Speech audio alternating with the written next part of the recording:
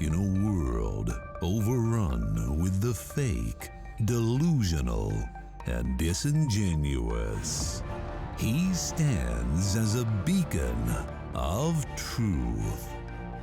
He is Abuki Cabal.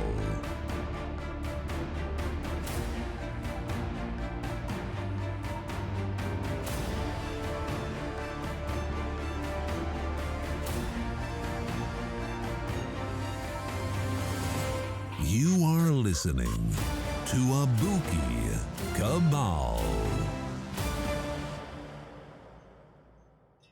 What's happening, y'all?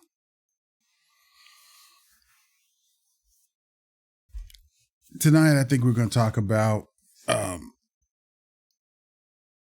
Tuskegee Experiment, because I feel that I'm compelled to go ahead and try to explain the historical context with which some of the Black community is clinging to a mythology surrounding the events which took place in Tuskegee, Alabama. You have a group of people out here who are saying that they don't want to take the COVID vaccine because the government injected people with syphilis. This is unequivocally a lie. There is no evidence to support this position at all.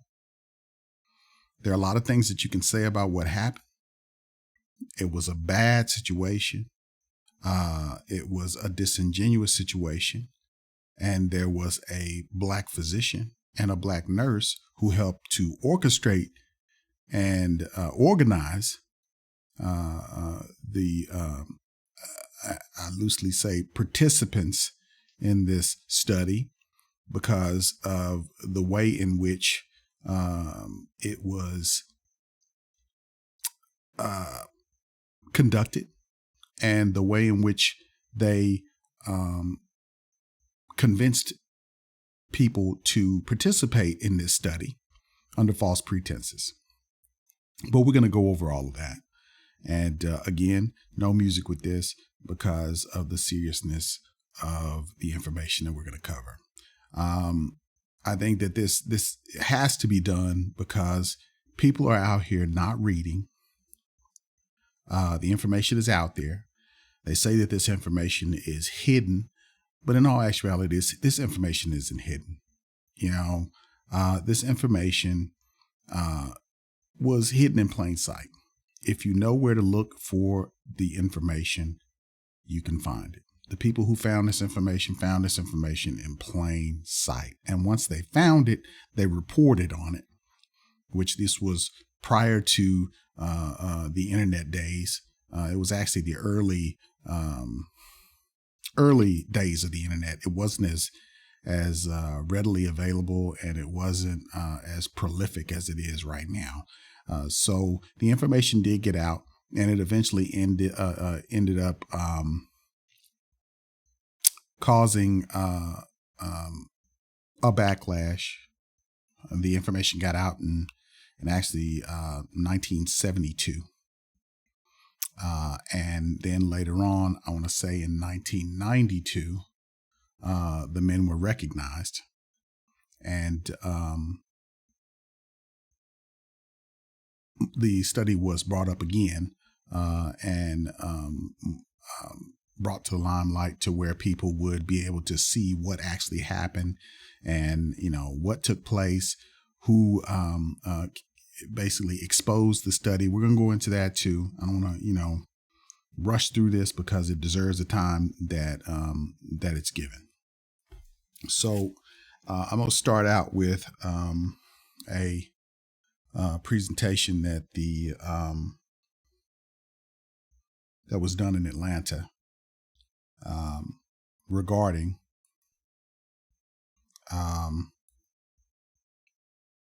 the study.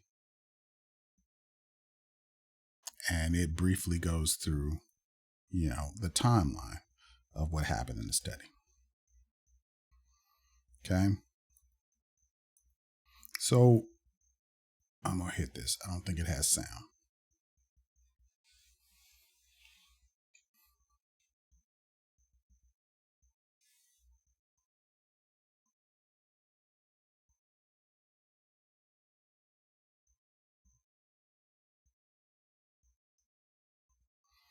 So you see the study.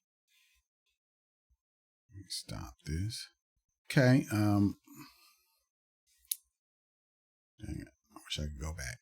Okay, we'll just start here.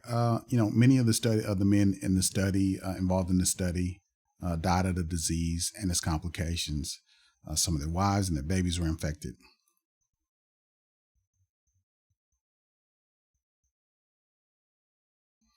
Okay.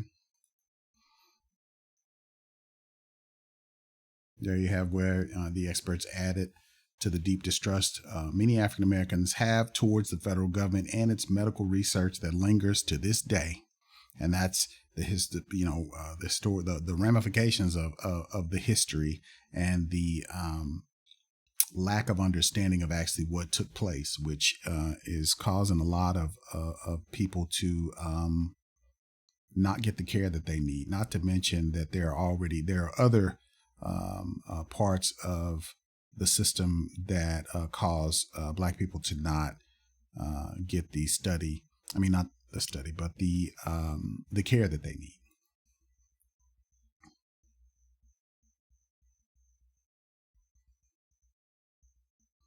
Okay, I was mistaken that day.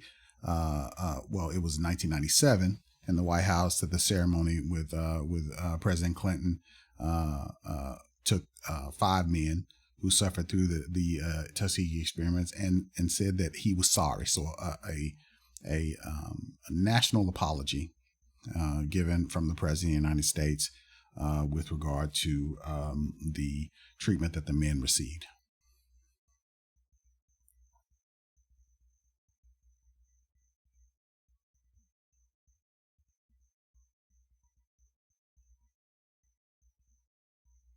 Okay, that was a little run through.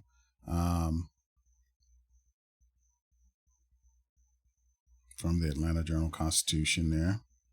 So I'm going to go over to the timeline for the study. Okay, this is on the Centers for Disease Control and Prevention website. And this is put up. A lot of people will post this and say things that happened with regard to the study that are false, aren't even supported by this page. Now, they said that basically these men were injected with the syphilis. That's not true. Okay, we're going to go through this. Okay, in 1932, the United States Public Health Service was tasked with locating and counties in the South to formulate a plan to study people with syphilis, or men with syphilis, Black men with syphilis, and to formulate a treatment for it. Okay. And this was prior to the foundation of the CDC, which was in 1957. Okay. So here we have the people who funded the United States Public Health Service was privately funded. So this was prior to the Great Depression. So it was funded by the Rosenthal Foundation, and Mr. Rosenthal was part of the Sears Corporation. And the Rosenthal Foundation later ran out of money for research and treatment due to the Great Depression. So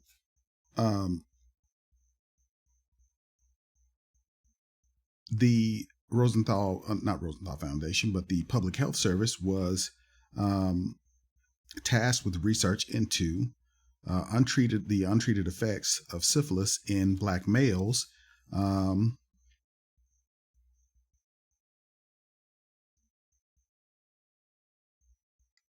After they were approached by the Rosenthal Foundation, who basically offered to fund the effort. They were approached through the Tuskegee Institute, and the study was initially supposed to be for a duration of 6 to 9 months. And after the 6 to 9 months, then all of the subjects were to be treated with the current method of treatment, which was a toxic cocktail, which was to be given over a period of time in multiple dosages, which could kill the spirochetes, but if not monitored and titrated properly, could lead to effects in the subjects that were not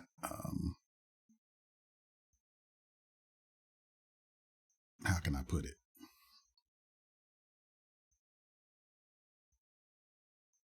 Not very good. Let's just say that. Okay. This was back then, to treat infections, they were using things like sulfur derivatives and things like that. So that would your body's ability to be able to filter out those poisons would be instrumental in basically putting in this concoction into your body, which is almost like chemotherapy today. Kills off good cells, kills off bad cells too. Okay. And if you do it just right, then you'll get the desired outcome. If you don't do it just right, you could kill the patient. Okay. So let's go into my notes here. Okay. Like I said, for some reason, it was like an imperative situation for them to find out what the effects of untreated syphilis were, even though the history of syphilis went back way before this date. But in 1932 there were some scientific changes that were going about during that time that were breaking us into the modern era of treating certain diseases. So this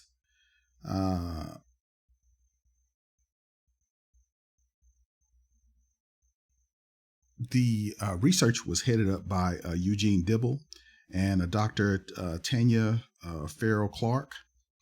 There were initially 600 men, and 399 of the men were infected, and 201 of them were not infected.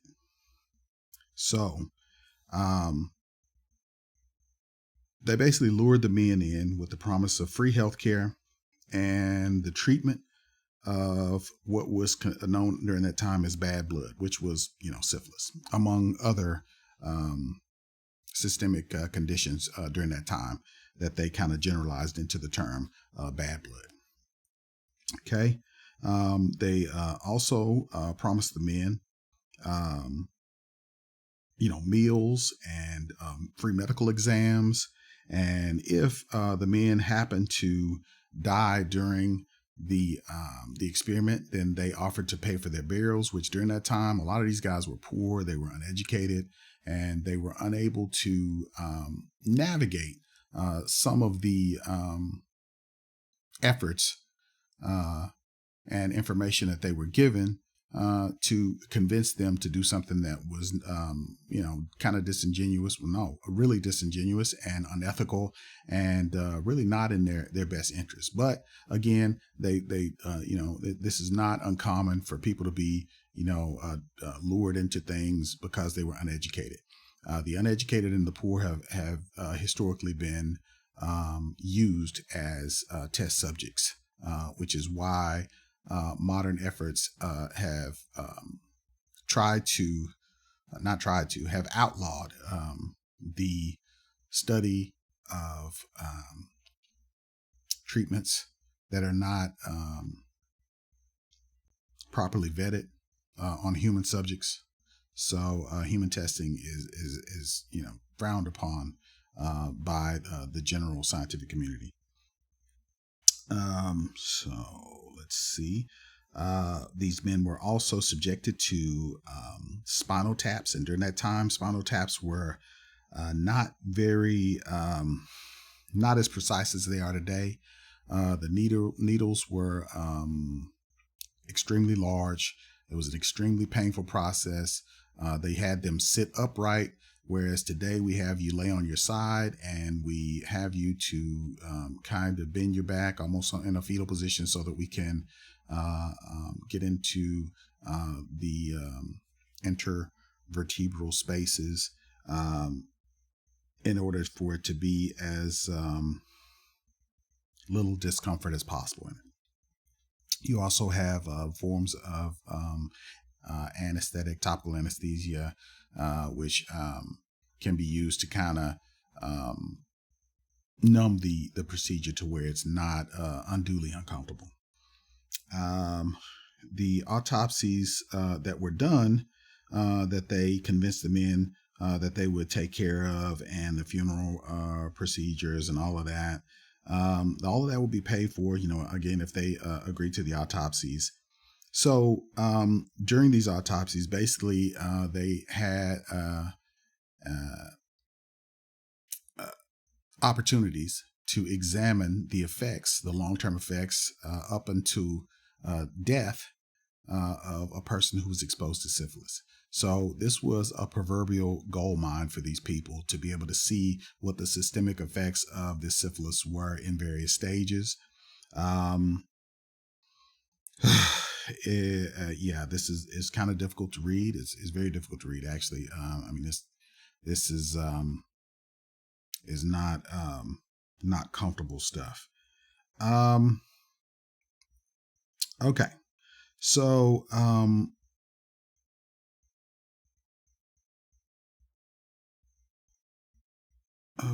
funeral expenses were to be paid. Okay, most of the men targeted, like I said, were illiterate. And in 1934, 2 years after the study was initiated, the first paper was published.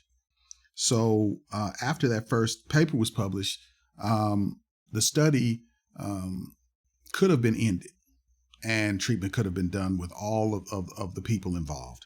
But here's the, this is one of the numerous times that unethical practices were highlighted in this study. So that's not one, that's two, actually, maybe more. Unethical practices that are highlighted. Okay. And we're not even finished yet. Okay. So, you get detailed effects, like I said, of the effects of a syphilis ravaged a human male. So in 1936, a paper was published criticizing the treatment of the men, and in 1940, efforts were made for the men.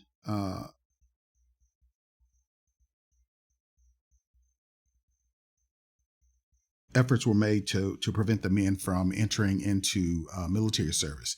So this was prior to the Second World War. When these men entered into, and a few of them did get into military service, these men were treated with penicillin, but not at this early date. That didn't occur until the mid-1940s. When penicillin became the treatment of choice for syphilis. But even after that, the men in the study were not treated.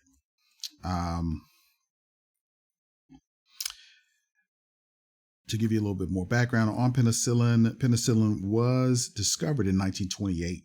So the men actually could have been treated during that time. but it wasn't the readily available treatment during that time. It didn't become readily available, like I said, until the military started to widely use it on recruits. So in 1930, penicillin was first administered to treat syphilis. And again, in 1945, penicillins were accepted as treatment, but it was not offered to treat the participants of the study, or even offered. So it wasn't even offered. It was available, but it wasn't even offered. Okay, so 128 of the men died. 40 of their wives were infected, and 19 children were born with congenital syphilis. Okay, Dr. Fred Gray filed a class action. No, Fred Gray filed a class action lawsuit on behalf of the men in 1973 for $9 million.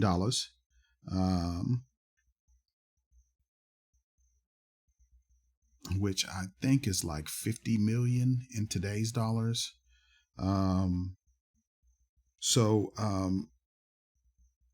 There's also a study that was referenced it's called the Cutler study, and I'll try to pull that up as well. But in the Cutler study, these were white males who were infected, and even more men may have been killed in the Cutler study, and the results of the study have never been published. So there was some treatment that was offered to the men, which also invalidated all of the findings of the study that were released in the subsequent papers for peer review. And this treatment was forced by a Dr. Baker. He basically protested because it was unethical for them to have these men in the study and have a treatment available and offer these men no comfort or aid or medical treatment to prevent their suffering and their family suffering. So some treatment was rendered, but it was just enough treatment to keep them alive, but not enough to cure the ailment. So that's the little bit of the notes that I took. I'm gonna go through what's posted here, and a lot of that is covered here. Again, like I said, the study was to track the untreated effects of syphilis in Negro males. Okay, excuse me, but people are constantly saying that these people were injected, and they ran around with syphilis, and while these people watched them, and no, that's not what happened. They collected blood over years, and they used that blood. They monitored that blood. They took cerebrospinal fluid. They took all kinds of samples, tissue samples, all of that. And they just kept collecting samples as these men progressed through the disease. And I'm sure that they monitored the wives as well, to see how that progressed as well. I can't find any information on that, but I'm sure they did. So I found a gentleman on YouTube who gives a detailed breakdown of the study, the historical context of the study, what happened during the study, our thoughts about Miss Evers, and also nobody talks about the black doctor who was involved with the study as well. But they knew what was going on because they were trained. Yet they continue with the study, and the difference between them and the subjects of the study is that they weren't lied to. They knew exactly what was going on, and they continued to participate in an unethical study. So they bear just as much blame, and you have to watch black folks just like you have to watch white folks. So I hate to say that, but it's true. You know, we deal in truth around here, so it is what it is. You know, so like I said, 1943. Okay, we'll talk about it. We'll just go through the whole thing. Okay, 1932, the USPHS, working with the Tuskegee Institute, began a study to record the natural history of syphilis. It was originally called the Tuskegee Study of Untreated Syphilis in the Negro Male, now referred to as the USPHS Syphilis Study at Tuskegee. The study initially involved 600 men, okay, and 399 with syphilis and 201 who did not have the disease. Participants informed consent was not collected. That's strike one. Researchers told the men they were being treated for bad blood. That's strike two. That was a lie. They were not being treated. A local term used to describe several ailments, including syphilis, anemia, and fatigue. In exchange for taking part in the study, the men received free medical exams, free meals, and burial insurance. In 1943, penicillin was the treatment of choice for syphilis and becoming widely available. But the participants in the study were not offered treatment. In 1972, an Associated Press story about the study was published. As a result, the Assistant Secretary of Health and the Scientific Affairs appointed an ad hoc advisory panel to review the study. The advisory panel concluded that the study was ethically unjustified. That is, the results were disproportionately meager compared with known risks to human subjects involved. In October 1972, the panel advised stopping the study. A month later, the Assistant Secretary for Health and Science Affairs announced the end of the study. In March 1973, the panel also advised the Secretary of the Department of Health and Education and Welfare, now known as the Department of Health and Human Services, to instruct the USPHS to provide all necessary medical care for the survivors of the study. The Tuskegee Health Benefit Program was established to provide these services. In 1975, participants' wives, widows, and children were added to the program. In 1995, the program was expanded to include health, as well as medical benefits. The last study participant died in January 2004. The last widow receiving THBP benefits died in January 2009. Participants' children, 10 at present, continue to receive medical and health benefits. Later in 1973, a class action lawsuit filed on behalf of the study participants and their families, resulting in $10 million out-of-court settlements. $10 million of out-of-court settlements. In 1974, on May 16, 1997, President Bill Clinton issued a formal presidential apology. Okay? These are actual pictures of the people in the study. Okay? These people were dirt poor.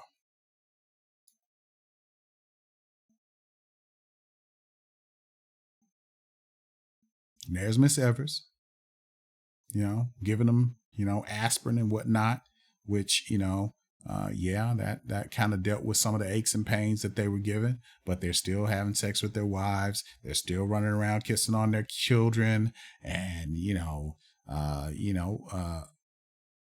just living with it. Okay. Here's them taking blood from a study participant.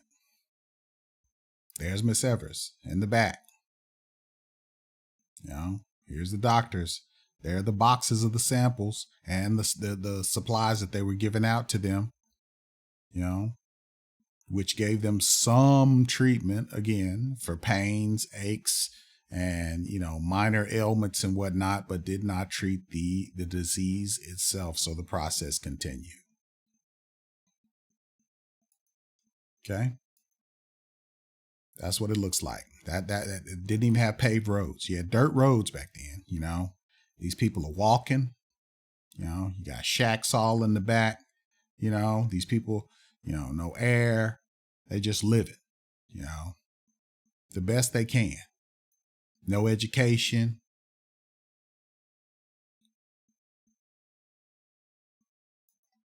And people today have all this education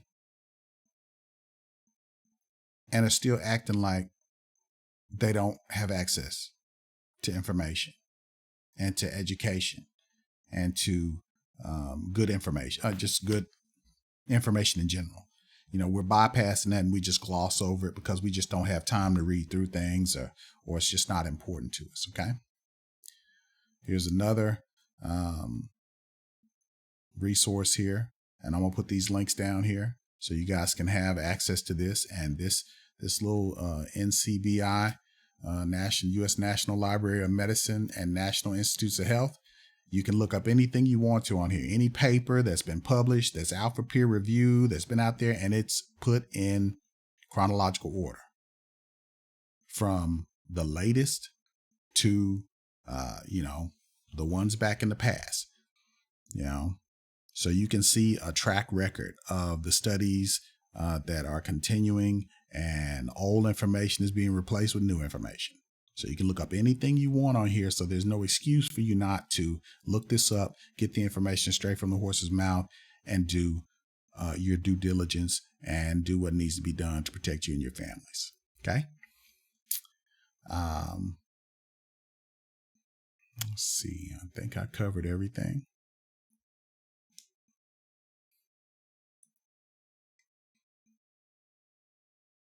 You know, I hope I did. If you guys have any questions, just, you know, put them down in the comments, and I will try to address them. And as my numbers get up, I'll try to do some live streams. I'll continue to do content with BGS, and you know, anybody else who'd like for me to come on. Or, you know, you have questions, I can point you in the right direction. I don't necessarily have to talk, you know, hey, I just want you to get what you need to get where you're going, you know? So I appreciate you guys listening. You know, it's been fun as usual. I think I got everything. So now I think we know what actually happened. And like I said, I'm going to put the link down there, and you guys go and check out. I think it's like a 50-minute presentation, but it is way more in depth. It tells you exactly what happened in a lot of these studies, and it's worth looking into. I will also put a link down for the Cutler study. It's interesting and a bit horrific, if I do say so myself. So again, I appreciate you guys spending time with me, and on to the next one. I feel like a motherless child, a long way from home,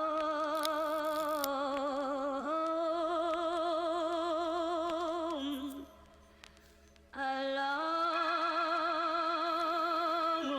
way from